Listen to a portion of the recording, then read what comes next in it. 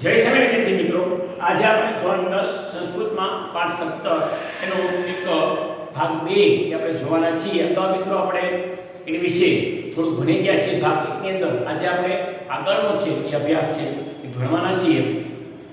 સમાજેષુ સમશેષુ સમવાયેષુ ચ આસ્તિતમ ઇત્યુક્ત્વા નૈવ કુશઃ કુશાસ્તે ન પાંડવો પાંડવાભિ. સમાજમાં રહેતા એટલું બોલતા નેવ કૃષે પાતા સાથે કે પાંડવો ધોળાને બેસતા નથી.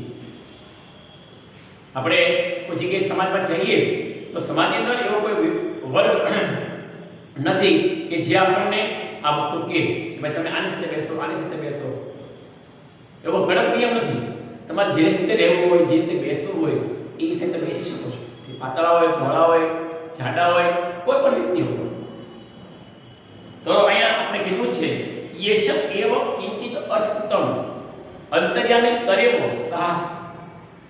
યેશ એવ આમ જ કોઈ અર્થનો અંતર કરી એ સાથે બેઠે છે.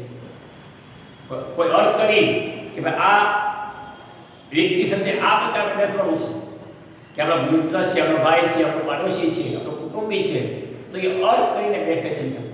બરાબર? એનો મતલબ શું થાય? અર્થાત સામાજિક વ્યવહારે ભોજનાર્થ નિમિત્ત જનઃ આકારાંત પ્રકારાંત ચ ભિન્ન ભિન્ન ભવન્તિ.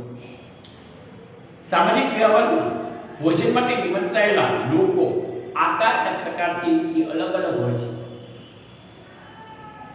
આ સમાજમાં દરેક પ્રકારની વ્યક્તિ છે. કોઈ કાળા હોય, કોઈ ધોળા હોય, કોઈ જાડા હોય, કોઈ પાતળા હોય. તો ભોજન માટે નિમંત્રણ આપવામાં આવે ત્યારે એ સાથે બેસીને જમે છે. એની અલગ લાઈન કરવામાં આવે, એનો અલગ વિભાગ કરવામાં આવે, અથવા કોઈ તેનો આમંત્રણ પત્રિકા આપવામાં આવે એમાં પણ એવી લાઈન લખતા નથી આ વ્યક્તિ સાથે ભોજન કરવા બેસે. એટલે સામાજિક વ્યવહાર છે, એમાં ટીકા થાય. તો અહીંયા આપણને એવું કીધું છે પરંતુ યદા તેષામ ભોજન વિધુ પ્રવૃત્તિ તથા સ્વકિમ આંતરિક સમત્વ પશ્યંતમ પરસ્પર વિકાસન ભવન. પરંતુ જ્યારે ભોજન માટે પ્રવૃત્તિ એ થાય છે ત્યારે સ્વકીય પોતાની આંતરિક સમત્વ, પોતાનું આંતરિક સમાનતા એ જોતા એ પરસ્પર વિકાસન ભવન, પરસ્પર નજીક બેસે. પોતાના ભાઈ હોય, કોઈ કુટુંબી હોય, કોઈ વ્યક્તિ હોય, કોઈ પાડોશી હોય, કોઈ મિત્ર હોય, જ્યારે આવા હોય ત્યારે એની સાથે રહીને એ પોતાનું કાર્ય છે, પોતાની ભોજન પ્રવૃત્તિ છે પૂર્ણ કરે છે. પોતાનો મિત્ર કાળો હોય તો તેમાં બીજી લાઈન પીવા જાય, જાડો હોય મિત્ર બીજે જેમ પીવા જાય એવું કહેવામાં આવતું નથી. પોતાનો જે સ્વાભાવિક સાદૃશ્ય જે છે, સ્વાભાવિક સરખાપણો છે એનો ત્યાં ઉપયોગ કરે છે. ત્યાં સમાજમાં રહી શકે છે. આની સાથે એક વસ્તુ આપણે એ પણ જોવા મળે છે. આ પાણીની સામાજિક વ્યવહારની વાત કરી છે તેમાં આ વસ્તુ આપણને એને કીધી છે. આ કારણમ કશ્ચિત કૃષ્યજનો કૃષ્યન સહ તિષ્ઠતિ ન કશ્ચિત પીન પીનેન સહ. શું કીધું કે આકારથી કોઈ પાતળા માણસ સાથે એ વ્યસ્તો નથી અને કોઈ જાડા સાથે વ્યસ્ત નથી. કોઈ મિત્રના લગ્નમાં જાય, કોઈ કૌટુંબિક લગ્ન પ્રસંગમાં જાય તો ત્યાં જાડા માણસો છે એ ભલે બોલતા ઓળખતા ન હોય તો સાથે બેસતા નથી. તો પાતળો માણસ હોય એના કુટુંબમાં કોઈ જાડા હોય તો એની સાથે બેસતો નથી. એવું નથી બનતું. પણ જ્યાં આકાર પ્રકારથી અલગ એ લોકો ભલે હોય તો પણ સાથે બેસીને પોતાનું કાર્ય છે એ પૂર્ણ કરે છે.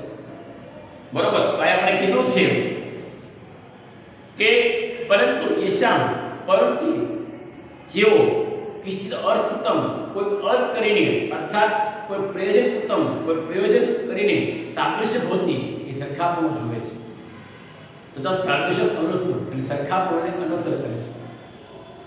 આપણને આ વાત થોડી એવી લાગે છે કારણ કે સાયન્ટિસ્ટની ભાષા કહેવાય ને, તાર્કિક ભાષા.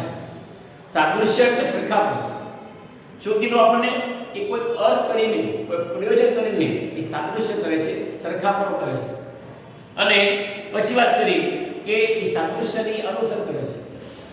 એટલે શું થયું કે પોતાનો કૌટુંબિક વ્યક્તિ હોય, પોતાનો મિત્ર હોય, પોતાનો પાડોશી હોય, એ કાળો હોય કે ધોળો હોય, પાતળો હોય કે જાડો હોય, છતાં પણ એની સાથે બેસી અને પોતાની પ્રવૃત્તિ જે છે ભોજનની કે કોઈ અન્ય પ્રવૃત્તિ કરે છે. આ વાત સાચી છે. આમાં જોવું જોઈએ, સમજમાં આમ જ થાય છે.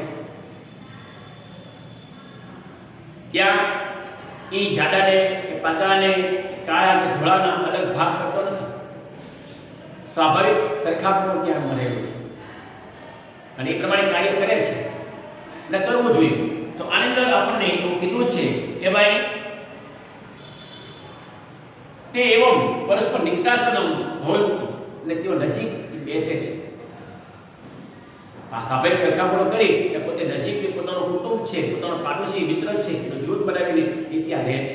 એની માટે વાક્ય સમજાવ્યું છે આપણને કે માતુલકુલા માતુલકુલે સહ પિતૃવ્યા પિતૃવ્ય સે ઉપવેશન ઉપવેશેભી સતિષ્ઠન્તિ. વાત આપણે કરીએ કે ભોજનમાં જ્યારે પ્રવૃત્તિ થાય છે ત્યારે માતુલકુલે મામાના કુળના અથવા માતાના કુળ સાથે પિતૃવ્યા કાકાના કુળના કાકાની સાથે ઉપવેશેભી પાડોશી સાથે એ બેસે છે. બરાબર. આ પહેલી લાઈન જોઈએ આપણે કે સામાજિક વ્યવહારે ભોજનાર્થ, એ લાઈનની અંદર આ સમજાયું છે કે કુટુંબમાં પછી કે જમવા ગયા હોય આપણે મોસાળમાં તો એના મામાના કુળના સાથે કાકા, આપણે પોતાના કુટુંબ હોય કાકાના કુટુંબના કાકાની સાથે ને પાડોશીમાં કોઈ જગ્યાએ કોઈ પ્રવૃત્તિ કરવા ગયા હોય, જમવા ગયા હોય લગ્ન પ્રસંગે, તો પાડોશી સાથે આપણે બેસીએ છીએ. જ્યાં અલગ બેસતા આપણે ઓળખ, હા એવું બને છે કોઈ ઓળખતું ન હોય આપણને તો આપણે અલગ આપણી વ્યવસ્થા કરી નાખીએ છીએ. પણ એવું હોય તો છતાં પણ આપણે કોઈ માણસને એવો ગોતીએ ને કે જે પોતાના નજીક ઓળખતો આપણે એટલે ગમતું નથી. તો અહીંયા આપણે પરસ્પર નજીક કેમ રહેવું એની વાત આપણને એ કરી છે. એવમ ગાવાદીનું પશુનપી પ્રવૃત્તિ ભવતી. આમ જ ગાય વગેરે પશુઓ પણ એ કરે છે. જુઓ, માણસ તરીકે નહીં, આપણે તો કીધું ને કે સામાજિક વ્યવહારમાં બધા માણસો ભેગા મળીને પોતાની પ્રવૃત્તિ કરે છે. બરોબર. આકારના પ્રકારથી કોઈ અલગ કે રંગથી કોઈ અલગ એ પડતા નથી. મામાના કુળ સાથે, કાકાના કુળ સાથે, પાડોશી સાથે એ બેસીને જમે છે, પ્રવૃત્તિ કરે છે. આ તો થઈ વાત માણસની, મનુષ્યની વાત. પણ જ્યારે ગાય જે છે એ પણ એમાં પણ આ પ્રવૃત્તિ જોવા મળે છે. ગાવો દિવસમ ચરિત્રો સાયંકાલે ગોય ઠેશુ સમાગત્યમ યસ્યા વસ્તા ભવતે તેન સહસ્ય. બહુ સરસ વાત કહી. શું કીધું કે ગાય વગેરે પશુઓ છે એ પણ એક પ્રવૃત્તિ જોવા મળે છે. સવારના પરમાં ગાય છે એ ખૂબ જંગલે દૂર ચરવા જાય, જ્યારે ચરીને સાંજે ગોધૂલી એટલે સાંજના સમયમાં પાછી આવે ત્યારે પોતાના જે વાડો છે વાડામાં જઈને પોતાના બચ્ચા જે છે એ સાથે ઊભી રહે છે. એનો જે ખીલો છે એ ત્યાં જ ઊભી રહે અને કેવું છે બધું તું આ જગ્યા વહી જાય એટલે એને મને પાઠ ભણવા પડતો નથી. પોતાના બચ્ચા જ્યાં છે ત્યાં ખીલા પાસે ઊભે એનો માલિક છે બંધ. ગાય તો અમુક પ્રાણી છે એને ખબર પડતી નથી, પશુઓ છે, છતાં પણ એમાં એક સ્વાભાવિક સરખામણું છે કે મારે મારા બચ્ચા જે છે, મારે જે મારો ખીલો છે ત્યાં મારે રહેવું જોઈએ. તો આ ગાયમાં પણ પશુઓ પણ એ પ્રવૃત્તિ થાય છે. ગાવાદીનો અચેતનેષુ અપિદાસેષુ નિયમ દુષ્યતે. ગાય વગેરે અચેતન પ્રાણીઓમાં પણ આવું પદાર્થોમાં પણ આવો એક નિયમ જોવા મળે છે. આ વાત છે ગાયની. ઉપર વાત કરી માણસની, આ પશુઓની. હવે આવે છે નિર્જીવ વસ્તુઓની. તદર્થ લુષ્ટક્ષિપોતો બહુવેગમ ગત્વા નેવતિર્યગ્નો ગચ્છતિ ન ઉર્ધ્વ આરોહ. આપણે કીધું કે ભાઈ ન્યૂટનનો નિયમ છે, ન્યૂટન આપેલો છે સફરજન ઉપર ફેંકો તો ગુરુત્વાકર્ષણના કારણે એ છે એ પાછું નીચે આવી આવે. વાત સાચી છે. તો શું ન્યૂટને આપણે સમજાવ્યું છે? નહીં. આથી ઘણા વર્ષો પહેલા, 2200 વર્ષ પહેલા પાણીની પહેલા બીજા વ્યક્તિએ એ પણ સમજાવ્યું છે કે ભાઈ નાની વસ્તુ છે એને મોટી વસ્તુ છે આકર્ષે છે. પૃથ્વી એક મોટો લોહ છે. સફળ ઉપર ફેંક્યું તો નિયમ ન્યૂટને છે એ આપણે આપણા મનમાં એવું છે ખોટી વાત છે. પાણીની આપણે વાત કરી છે કે ભાઈ માટીનું ઢેફું છે એ જેટલું તે ઉપર જેટલા વેગથી ફેંકો બરાબર એ ફેંકતા બહુ વેગ બહુ ઝડપથી જઈને દેવતીય એ ત્રાસો જતું નથી. આપણે કોઈ બોલ હોય લગભગ કે ડસ્ટર છે આ ચોક છે ઉપર ફેંકવું તો અડધે પગે ત્રાસો જતો નથી ને ઉડતો આવતી કે એ ઉપર રહેતું નથી.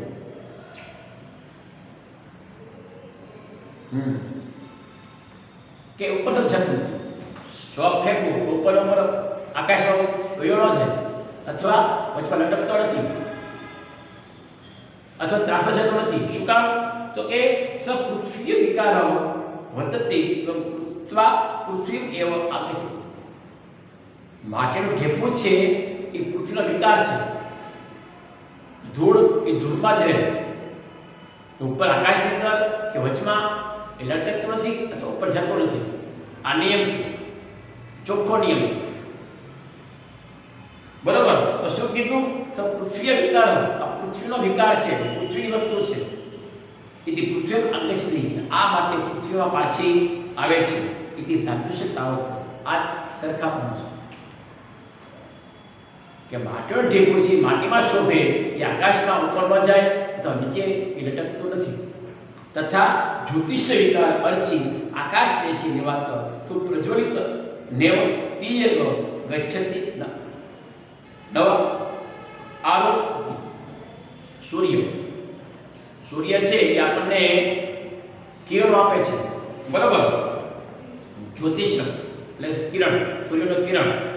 આ સૂર્યનો કિરણ છે એ જે પૃથ્વી પર પડે છે ત્યારે નીચે આવતું નથી.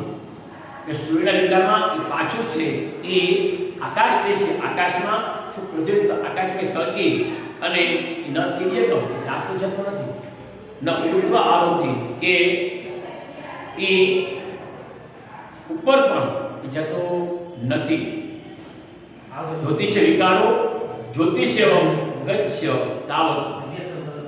જ્યોતિષ વિકાર એ જ્યોતિષ જે છે એ સૂર્યનો વિકાર છે ને એ જ્યોતિષેવ એ જ્યોતિષ કિરણમાં એ જાય. તો અહીંયા તમે જુઓ એ સૂર્યના કિરણો છે એ સૂર્યની અંદર શોભે છે. હા, એનો તાપ જે છે એ પૃથ્વી પર રહે. આ વૈજ્ઞાનિક નિયમ છે બરાબર. કે ઉપર છે એ જાય છે અને ત્યાં સળગી જાય છે અને આકાશ દિશામાં. તો અહીંયા આપણને એ વસ્તુ કીધી છે. એવો માત્ર આમ જ ખરેખર મહાભાષ્યકાર એવા માનવીય વ્યવહારનો સિદ્ધાંત ઉપદેશ આપે છે.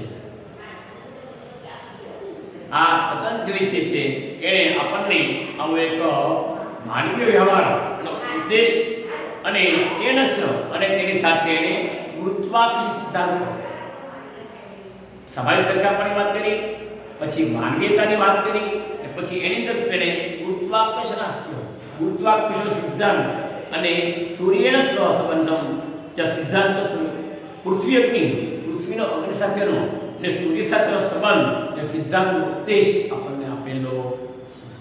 મિત્રો અહીંયા આપણને આ વાત સ્વાભાવિક સરખામણું બરાબર એમાં વાત આપણને કહી. પાઠ થોડો ડિફિકલ્ટ છે, અમુક થોડાક શબ્દો અઘરા છે, તો વ્યવસ્થિત આપવું છે એ તૈયારી એ કરજો. આખો પેરેગ્રાફ આપણે ફરી પૂછતી કરીએ છીએ પછી આપણે પૂર્ણ કરીએ. સંસારમાં વિવિધ પદાર્થો છે. તેમાં સોનું, લોખંડ ધાતુ, વડ, ખેર વૃક્ષો, ગાય, ઘોડા, પશુઓ, આમ પ્રત્યેક પદાર્થો એ ભિન્ન રહેલા હોય છે. તેમાં સોનું, લોખંડ ભિન્ન હોય છે અને પ્રત્યેક સોનાનો ટુકડો પણ એ પરસ્પર આકાર અને પ્રકારથી એ ભિન્ન અલગ હોય છે. હવે આગળ ખરી રીતે અસ્તિત્વ રૂપે કે સત્તા રૂપે આ પદાર્થો પરસ્પર ભિન્ન એ રહેલા છે એ પ્રતીતિ થાય છે. પરંતુ એ પ્રત્યક્ષ પરસ્પર ભિન્ન પદાર્થોમાં પણ કોઈ સ્વાભાવિક સરખાપણું એમાં રહેલું અંતર છે એ રહેલું હોય છે. તે બધા પદાર્થો જ્યારે ક્રિયા કરવા પ્રયુક્ત થાય છે ત્યારે એની પ્રતીતિ એને આપણે અનુભવ એ આપણને થાય છે. આ સિદ્ધાંતનો ઉપદેશ 2200 વર્ષ પહેલાં આચાર્ય પતંજલિએ એના મહાભાષ્ય વ્યાકરણ મહાભાષ્ય અંદર આપણને આપેલો છે. તો મિત્રો અહીંયા સુધી આપણે એનો સ્વાભાવિક સંખ્યામાં વ્યાખ્યા એ આપણે જોઈ, એને એ બાબતો આપણે જોઈ. હવે આપણે મનુષ્ય ઉપર, પશુઓ ઉપર અને અલગ અલગ બીજા પદાર્થો પર શું અસર થાય છે એ પહેલાં આપણે જોઈએ છીએ. આ બીજો ભાગનો સમાજે શું, સમાજ શિશુ, સમવાય શું. સમાજમાં રહેતા, એટલું બોલતા, પાતા સાથે કે ધોળા સાથે એ બેસતા નથી. આમ જ કોઈ અર્થ કરીને એ સાથે બેસે છે. અર્થાત અથવા સામાજિક વ્યવહારે ભોજન માટે નિમંત્રેલા લોકો આકાર પ્રકારથી એ અલગ અલગ હોય છે, પરંતુ જ્યારે તેઓ ભોજન માટે પૂરું થાય છે ત્યારે તેઓ પોતાનો આંતરિક સમાનતા એ જુએ છે અને પરસ્પર નિકટ એ બેસે છે. આકાર અને પ્રકારથી પાતા સાથે નથી બેસતા કે કોઈ જાડા સાથે નથી બેસતા, પરંતુ તેઓ કોઈ અર્થ કરીને અથવા કોઈ પ્રયોજન કરીને એ સાદૃશ્ય સરખાપણું જુએ છે અને એ સરખાપણુંનો અનુસર કરે છે. તે આમ પણ પરસ્પર નિકટ બેસે છે. મામાના કુળ સાથે, પિતાના કુળના, કાકાના કુળના કાકાના કુળ સાથે, પાડોશી સાથે એ બેસે છે. આમ જ ગાય પશુઓમાં પણ પ્રવૃત્તિ થાય છે. ગાય આખો દિવસ ચરીને સાંજના સમયમાં વાડામાં જઈને પોતાના બચ્ચા સાથે એ સૂવે છે. ગાય વગેરે પદાર્થોમાં પણ, અચેતન પદાર્થોમાં પણ આ નિયમ દેખાય છે. તેમજ માટીઓ ઢોકી ઉપર ફેંકતા બહુ ઝડપથી જઈને ત્રાસો જતો નથી કે ઉપર જતું નથી, કે પૃથ્વીનો વિકાર છે અને પૃથ્વીમાં પાછું એ આવે છે. આ સરખાપણું છે. તેમજ સૂર્યના કિરણનો વિકાર, એની પ્રકાશનું કિરણ આકાશ દેશમાં એ જાય છે અને ત્યાં સળગે છે અને તે ન તેજે તો એ પાછું કે ત્રાસો જતું નથી. સૂર્યના કિરણનો વિકાર એ સૂર્યમાં જ એ પાછો જાય છે. આમ જ મહાભાષ્યકાર માનવીય વ્યવહારનો સિદ્ધાંત ઉપદેશ એ આપેલો છે અને તેની સાથે ગુરુત્વાકર્ષણ સિદ્ધાંત અને પૃથ્વીનો અગ્નિ સાથેનો સંબંધ એ એનો સિદ્ધાંત છે સૂચવે છે. તો મિત્રો આપણને આગળના પેરેગ્રાફમાં સ્વાભાવિક સરખામણી વ્યાખ્યા સમજાવી. પાછળના પાનામાં ભાગ નંબર 2 ની અંદર માણસ ઉપર શું અસર થાય છે, માણસ શું કાર્ય કરવું જોઈએ, પશુ જે છે એ શું કરે છે, અને એની સાથે આપણે સમજાવ્યું છે કે ગુરુત્વાકર્ષણનો નિયમ અને સૂર્યનો પૃથ્વી સાથેનો સંબંધ એની વાત આપણને કરી છે. મિત્રો આજે આપણા પાઠ 17 એનો ભાગ 2 એ આપણે પૂર્ણ કરીએ છીએ. હવેના જે લેક્ચર છે એમાં આપણે આ આગળનો પાઠ ભણશું અને આજનું જે લેસન છે એ તમને ઓનલાઈન છે એ આપણે જે પહેલાં આપીએ છીએ એ જ રીતે સેમ આપણે તમને લેસન આપવાનું છે. તમે વ્યવસ્થિત પાકી બુકની અંદર જેટલા પાઠ ચાલ્યા છે બરાબર એ પાઠ વ્યવસ્થિત પૂર્ણ કરી નાખજો. હવે આપણે 2 કે 3 પાઠ છે એ બાકી છે. એટલે ગ્રામર પણ આપણે ફરી પાછું મને લાગે ચોથી વખત ગ્રામર આપણે કરાવશું રિપીટ, તો તમે ગ્રામરમાં પણ વ્યવસ્થિત ધ્યાન આપશો.